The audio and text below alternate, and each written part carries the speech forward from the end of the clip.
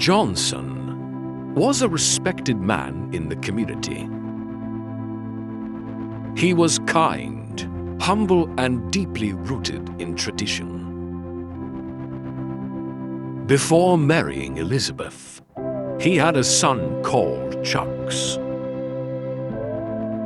a boy full of life and respect. But Elizabeth, H.I.'s new wife, never truly loved the boy. To her, Chuks was a reminder that her own children will always come second. In most societies, the first child is seen as a very important position. Hence, most women from such societies are usually concerned about the position of their own children under such situations. Elizabeth was standing by a window, frowning as Johnson teaches Chuka homework. Each time she saw Johnson smiling at the boy, jealousy burned like fire in her chest. One day, this boy will take everything meant for my children, she murmured. She smiled in public, but hatred was growing in silence. Elizabeth fell into that category of people who feel threatened by the first child from the other woman. Some of them that have dark minds could go any length to ensure that the first child from another woman does not see the light of day. One afternoon, while Johnson was away, she made Chuka's favorite meal, rice and stew. But behind that sweet aroma hid an evil plan. Today my children's future will be safe, she whispered, stirring slowly. Elizabeth here wants to guarantee her own children's future. Really, when you are not God. These same evil thoughts coming from a woman who was later to make some statements that portray her as a very godly person. You want to know what she said? Please follow us and hear more about this. Mother called Elizabeth. But while she was busy in the kitchen, mixing her concoctions, heaven sends a witness. The maid, known for her clean habits, noticed Elizabeth's trembling hands and the hidden bottle. When Chuka sat down to eat, she accidentally bumped the tray. The food scattered on the floor. "Oh, I'm sorry, madam," she said. But she had just saved a life.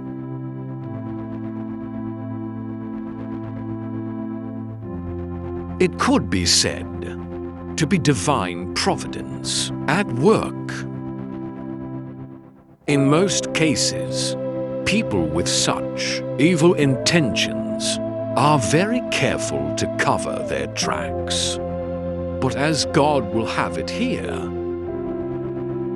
Elizabeth was carried away by her evil intentions, and Chuka's life was saved by the very vigilant action of the maid. But for divine intervention again, how else could one explain the fact that Elizabeth was so careless with her evil deeds, to the extent that she did not notice the presence of the maid.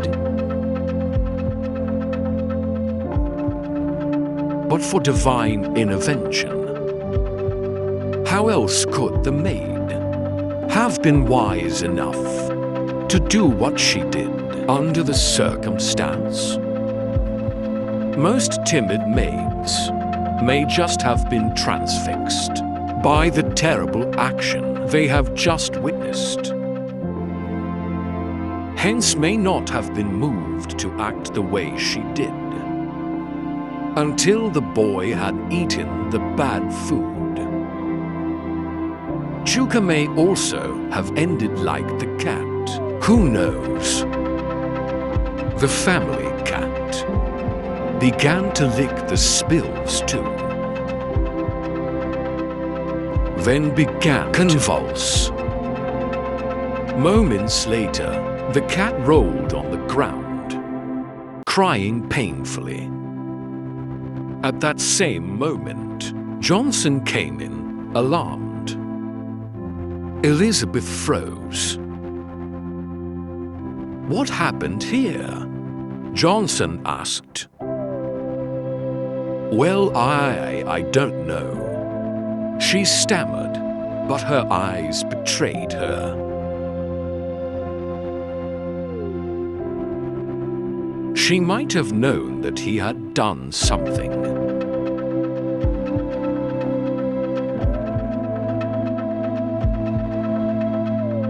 But she may not have known how that singular act had saved a life, or how that singular act had saved Johnson a lifelong agony of losing a child. We have heard instances where people do things under an emergency, things they could not ordinarily do under normal life situations. You may have heard the story of that physically weak woman. She and her son were involved in an accident, and the somersaulted vehicle was lying on the top of her son, almost taking life out of him. The woman summoned strength from an unknown source and flipped the car away from her son. When later she was asked how she got the strength to do it, she could not explain.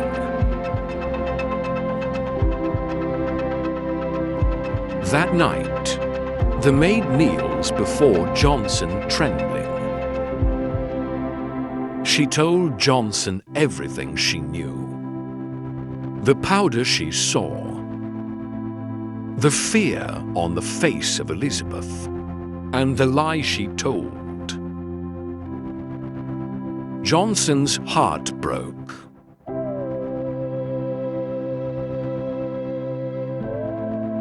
He said, his voice shaking, he decided to call the elders. It is instructive to note that Johnson had decided to go the traditional way. Their actions usually do not carry the force of law, but are quick.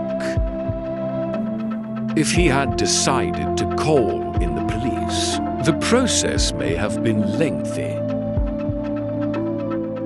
But the evil woman may have been put away in jail by now, as she may not be fit to remain in any decent society.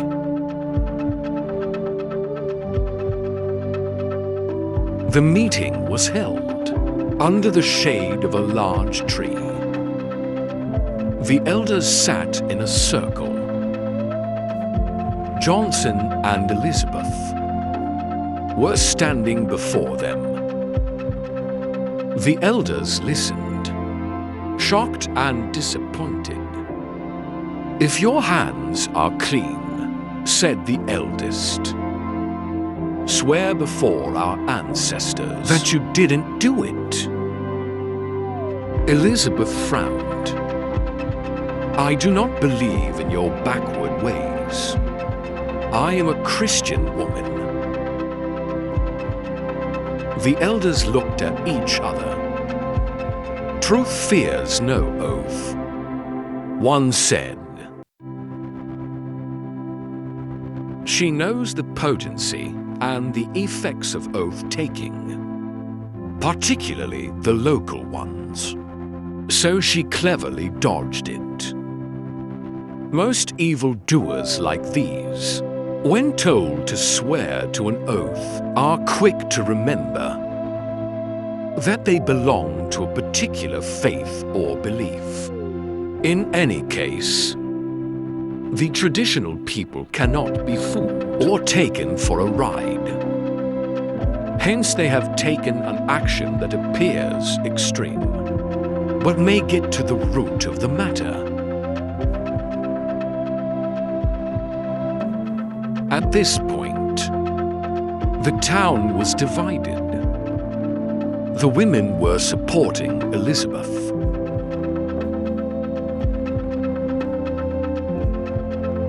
Some said Elizabeth was right. That tradition must give way to modern faiths. Others said that her fear of oaths proved guilt. Johnson stood between them, torn between love and culture. Whatever the position held by anyone, as it were, does not matter. What mattered was that she may have to live life on her own. Henceforth, what opinion do you hold here? Please drop it in the comments section. Your opinion could help shape society. The elders now declare judgments, while the villagers watch silently. Now this is their decision. Until she takes the oath, no one shall eat or speak with her. She will live as an outcast until the truth is proven. Even Johnson was forbidden to share a meal with her. Silence fell upon their home. This matter leaves Johnson with no choice. He must comply or go the same way.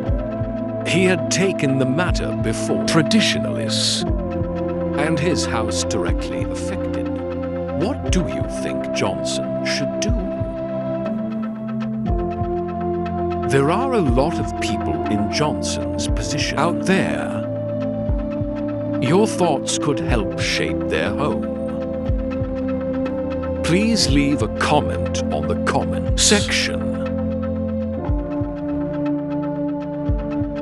Elizabeth was sitting at home in the house at nights crying. She could not sleep.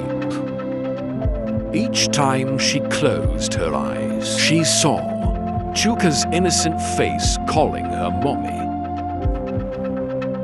Guilt burned her heart more than any curse.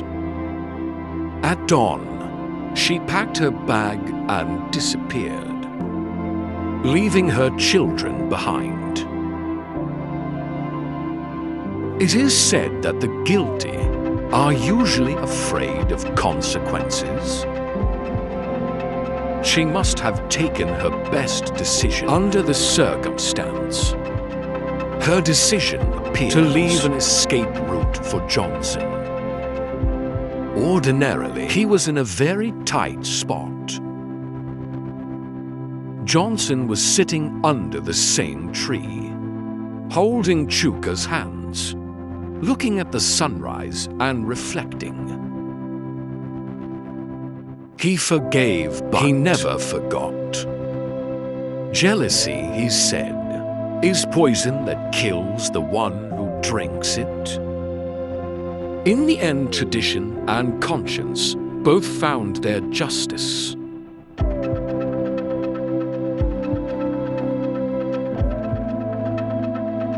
If you have listened to this story and you have learned one or two things, please give us a thumbs up. Please share and subscribe. By doing this, you will help us continue to bring further stories of this nature to the public domain. You may also wish to leave your comments in the comment section of this video. Thank you so much for being here.